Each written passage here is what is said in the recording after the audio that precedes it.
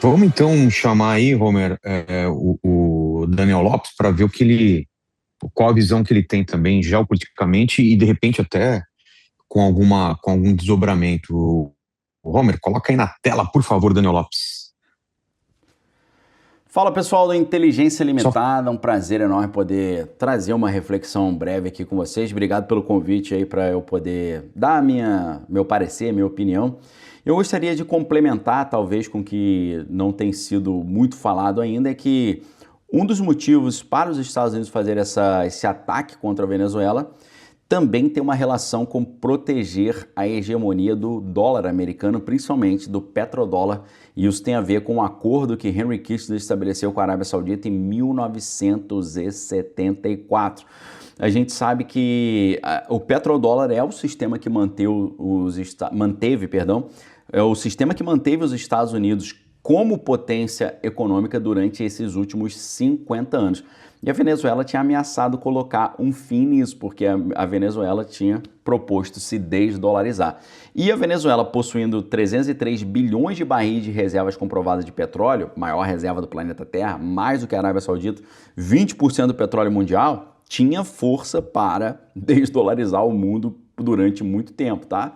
E isso que eles estavam já fazendo. A Venezuela estava vendendo ativamente petróleo em yuan, aceitando yuan chinês, não dólar. E aí é algo que eles já tinham anunciado desde 2018. Em 2018, a Venezuela anunciou que se libertaria do dólar. Sempre que os países fizeram isso, eles se deram muito mal. Como pagamento pelo petróleo, a Venezuela já estava começando a aceitar yuan, euro, rublo, tudo, menos o dólar. Além disso, eles também estavam solicitando adesão aos BRICS, grupo de países emergentes ali que está querendo rivalizar com os Estados Unidos e com o dólar. Estavam criando canais de pagamento direto com a China que ignoravam completamente o sistema ocidental de pagamento internacional, que é o SWIFT. E eles tinham, sim, reserva de petróleo suficiente para financiar a desdolarização por décadas, tá? E por que isso importa? Porque todo o sistema financeiro americano se baseia no petrodólar. E como eu estava falando para vocês, em 1974, Henry Kissinger fez um acordo com a Arábia Saudita de que todo o petróleo seria vendido cotado em dólar americano, e em troca os Estados Unidos ofereciam proteção. Esse único acordo criou uma demanda artificial por dólar no mundo todo, isso porque todos os países do planeta passaram a precisar ter que primeiro comprar dólar para depois comprar petróleo. Isso permitiu que os Estados Unidos pudessem imprimir dinheiro ilimitadamente, enquanto os outros países teriam que correr atrás de dinheiro para comprar dólar, né? E esse esquema ajudou os Estados Unidos a financiar as Forças Armadas, o estado de bem-estar social, os gastos deficitários. Ou seja, conclusão, petrodólar é mais importante para a hegemonia dos Estados Unidos do que os seus próprios porta-aviões. E tem um padrão aqui, isso que você está vendo acontecer na Venezuela agora, aconteceu no Iraque, aconteceu na Líbia. Ou seja, países que tentaram peitar o dólar, sair do dólar, combater o dólar, se ferraram.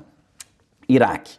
No ano 2000, Saddam Hussein anunciou que o Iraque venderia petróleo aceitando o euro em vez de dólar.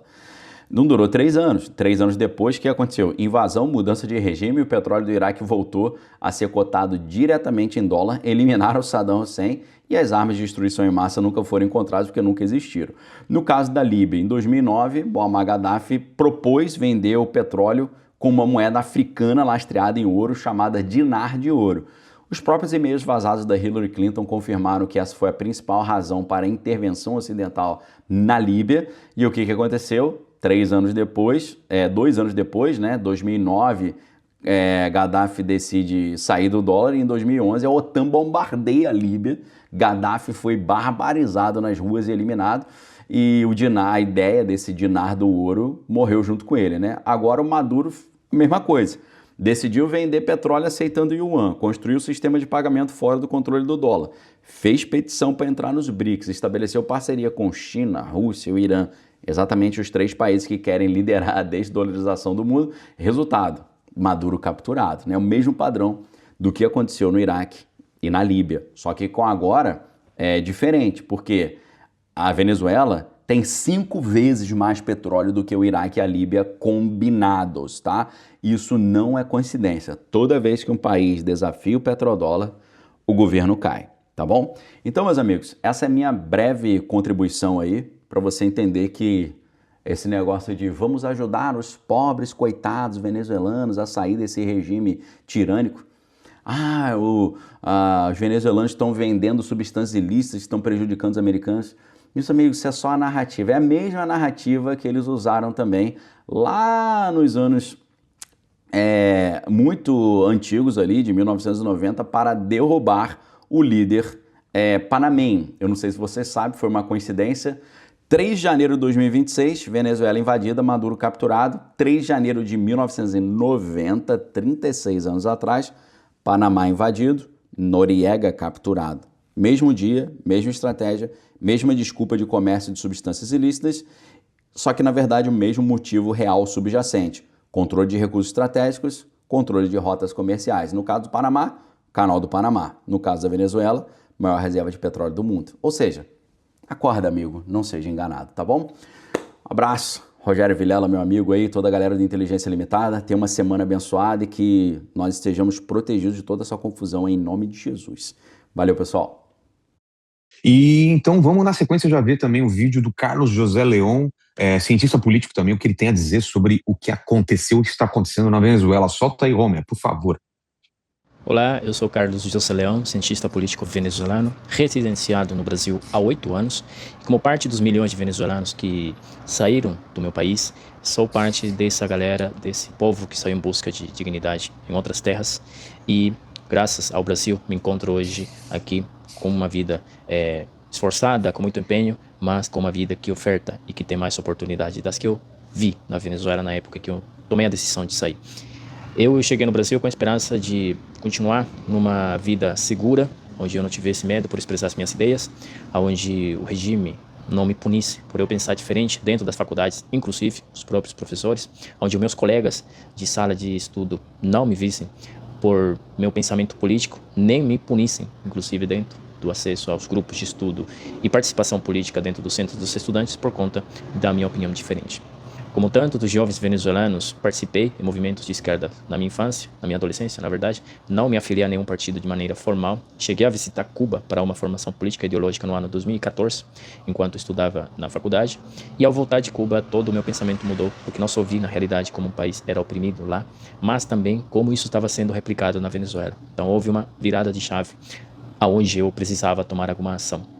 Isso tive que fazer com muito cuidado, porque eu estava vendo como já começava em 2014 e nos anos subsequentes a perseguição a líderes políticos e estudantis na Venezuela. E 2017, quando o regime dá o golpe de Estado, o Congresso foi uma das questões que eu tomei a decisão de que era o momento de abandonar o meu país. Então tudo, para mim, que está acontecendo hoje em 2026 tem a ver com um passado muito recente das tantas barbaridades que a Venezuela teve que aguentar do Nicolás Maduro e toda a sua cúpula, que ainda continua no poder. Mas a saída do Nicolás Maduro é um grande passo para isso, para que a democracia seja trazida de volta à Venezuela, e eu confio que seja assim. Não vai ser um caminho fácil, eles não vão querer deixar o poder tão fácil na Venezuela, mas é uma oportunidade que o mundo está tendo para olhar que a Venezuela não é só um problema regional, é um problema global. E nós estamos entendendo e ajudando os brasileiros e as pessoas do mundo todo a entender também que o regime tem seus braços. Não é por acaso que 32 soldados cubanos faziam parte do Círculo Central de Segurança e foram os que morreram na Venezuela protegendo o Nicolás Maduro. Por que o Nicolás Maduro não confiava nem nos próprios soldados venezuelanos para protegê-lo?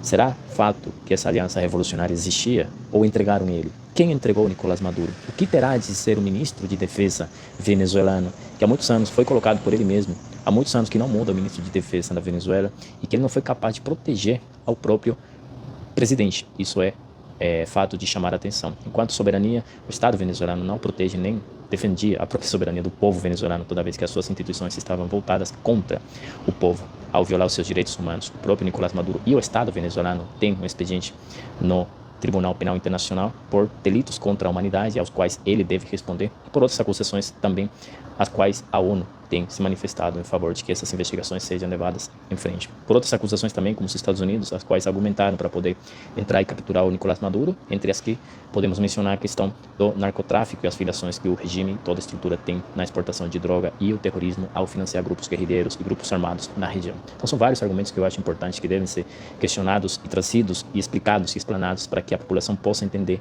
que, sim, é uma medida arbitrária dos Estados Unidos, mas que a aplicação da força só podia ser o caminho onde já foi tentado de forma pacífica diversas opções de negociação de maneira pacífica, inclusive onde o Brasil tentou em 2023 através da negociação e acordo de Barbados, e o próprio Nicolás Maduro deu um chute no balde ao próprio Lula ao não reconhecer o resultado de 2024 da eleição onde o Edmundo Gonzalez saiu vencedor. Então, agradeço pela oportunidade de me ouvir. Pode me seguir nas redes sociais, Carlos José Leão _, onde eu comparto e divulgo as minhas notícias sobre a Venezuela. O Marcílio, a gente já está encaminhando para o final, cara. Eu queria que você comentasse, então, que o Daniel e o Carlos falaram, e alguma questão que você acha que faltou aí para a gente fechar essa questão toda desse imbróglio todo de Venezuela, que com certeza nas semanas seguintes a gente ainda vai estar falando sobre esses desdobramentos. É contigo aí. Não, o Donald Lopes, ele é totalmente certeiro aí, né? Toda vez que o Trump até colocou isso, que qualquer país que desafiasse a hegemonia do dólar sofreria as consequências disso. Até por isso você vê, por exemplo, que a Rússia não fala muito mais sobre o assunto de moeda comum dos BRICS, o Brasil mesmo abandonou, né, o Brasil se colocar como uma das principais lideranças. Até pela Dilma ser a presidente do NDB, não, a gente vai pautar moedas comuns, moedas locais, moeda comum. Não se ouve muito mais falar sobre esse assunto. E, de fato, sobre a questão do petróleo, geralmente a gente fala, petróleo, né? Petróleo ele tem algumas diferenças. Tem o petróleo leve, o petróleo pesado. Quando a gente fala dos Estados Unidos, grande parte das refinarias que estão próximos da costa são refinarias de petróleo pesado. Até porque Venezuela, Canadá e Rússia são os maiores exportadores desse tipo de petróleo para os Estados Unidos. E olha o perigo disso. A Rússia, a gente sabe que vem sendo sancionada, a pressão comercial parou de exportar para os americanos. Quando a gente pega a Venezuela, também continuava mantendo relações, mas reduziu muito a exportação. Então, os Estados Unidos, do ponto de vista de uma coisa tão estratégica que a energia, estava na mão dos canadenses. E por mais que Estados Unidos e Canadá sejam parceiros econômicos e diplomáticos, a coisa entre Trump e Mark Carney também não caminhava tão bem. Seja pelas ameaças que o Trump fez de anexar o Canadá. O Mark Carney, ele vinha do partido, né, liberal, que era meio que uma oposição ao partido que representava o ideal mais próximo do Trump. Então também tem essa lógica de um domínio do petróleo pesado que os venezuelanos têm muito a oferecer, claro, para os Estados Unidos. E de fato, como o Daniel Lopes falou, né, qualquer um que desafie a hegemonia do dólar, que é muito estratégico até para os americanos imporem a sua diplomacia, porque se o mundo utiliza dólar, os americanos podem confiscar ativos, podem congelar bens, eles podem excluir países do sistema de pagamento internacional. Então, para os americanos é essencial a hegemonia do dólar. Sobre o cientista político, né, que falou, acho que é muito legal a gente ter relatos, ainda mais de um cientista político que vem da Venezuela, sobre a questão que o Nicolás Maduro hoje não representava mais uma luta de direita contra esquerda, e sim representava uma luta contra a ditadura do país. Quando a gente pega, por exemplo, modelos de países que vêm dando certo, que são bem-sucedidos aqui na América do Sul, tem modelos de direita, por exemplo, do Paraguai, do Penha, que vem apresentando o crescimento econômico, e tem modelos também de esquerda, o Mujica do Uruguai, o Yamandu Orsi também do Uruguai, entende? Então, acho que a questão da Venezuela, ela saiu do princípio de esquerda, né? Era uma ditadura que precisava ser combatida a qualquer momento ali, de todo jeito. A grande questão, então, a grande parte da comunidade internacional apoiava a queda do regime Maduro, só que a questão é que, principalmente pensando nas relações geopolíticas internacionais, talvez o meio importasse, principalmente quando a gente analisa a relação que existe entre os países. Porque se os americanos ferem os princípios internacionais porque eles acham que eles podem, mas eu concordo com essa proposta, pô, legal. Mas e se no futuro você não concordar? Vamos imaginar, por exemplo, que os americanos considerem que é uma questão de segurança nacional para os Estados Unidos ter acesso às terras raras do Brasil. Por quê? Porque a China hoje tem 70% das reservas e 90% do processamento. Aí vamos imaginar que o Brasil hoje só tem relações com a China e para os Estados Unidos é segurança nacional ter acesso às terras raras. Isso legitima uma intervenção, já que ele chama de doutrina Doral, ou seja, a América para os americanos do século XXI. Isso que é o grande problema, entende? Então, acho que sim, legal, queda do Maduro, importante, mas a maneira também importa. Concordo que a comunidade internacional não estava dando uma resposta, mas porque isso pode significar outras intervenções dos Estados Unidos na América Latina. Pois é, obrigado demais então, Marcílio, e só reforçando isso, né, que a gente vai estar nas próximas semanas ainda repercutindo as novas maluquices ou ideias do Trump. E também, o que você falou também tem muito a ver, cara, que fica essa torcida política de esquerda e direita, e eu dar um aviso pro pessoal aí de casa que não tá que não está nessa ainda, para não entrar nessa onda. Se você é de esquerda, você não tem que baixar a cabeça e falar que o Maduro está certo, assim como você é de direita, você não precisa dizer que o Trump está certo em tudo, cara. Todo mundo tem que analisar as coisas um pouco mais profundo do que esse cara faz tudo certo e esse cara faz tudo errado, porque tem a ver com a minha ideologia, se eu for contra vai ficar mal com o meu grupinho, né? Então, queria que as pessoas aproveitassem esses programas que a gente vai fazer aqui, que estamos fazendo já desde o ano passado, para ir além dessa briga de torcida, né? Sabe o que eu acho, Bela? As pessoas às vezes confundem. Parece que, sei lá, você votou no político, você tem que defender ele de qualquer Atrelado. jeito. Você deve um favor para ele quase, né? Então, se ele fez coisa errada, se o cara tá vendo... Não interessa. Eu votei nele, eu vou defender ele porque ele tá fazendo certo. Pô, o cara que te deve um favor, né? O cara que tem que prestar os devidos esclarecimentos para você, não o contrário. É maluquice, concordo. Não é que nem um time, né, que você escolhe e você vai ser esse time o resto da vida. Político não. Você escolheu num determinado momento que você achava que era o melhor, se ele demonstrar que ele é um péssimo político, que ele é um ladrão, que ele é um assassino, que ele é um corrupto, que ele é um ditador, você dá tchau para ele e vai contra, né? Sempre foi assim, não sei porque de um tempo para cá as coisas mudaram, né? Como diz o pessoal, ai governo, sou contra, né? A gente tem que sempre ser contra, ter um aspecto bem combativo em relação ao governo, né? E ficar realmente desconfiado de tudo que ele está fazendo e vendo e fiscalizando realmente, né? E acho também só, até como último recado aí, é até uma lição, Vilela, pro futuro, porque o regime bolivariano, ele tinha uma ligação muito forte com a ala militar. Então, Hugo Chávez, para consolidar o seu poder, ele nomeou uma série de generais, aumentou salários, colocou em posições de comando em estatais, posições de destaque na sociedade. E como os militares, eles têm o monopólio da Força Armada, e existe um conluio entre força política e força militar, os militares se politizaram, acabou. Internamente não tem muito como você derrubar esse governo. Então até fica como um alerta aí, né? Quando você mistura, você começa a politizar as Forças Armadas, isso geralmente dá problema para a esquerda e para a direita.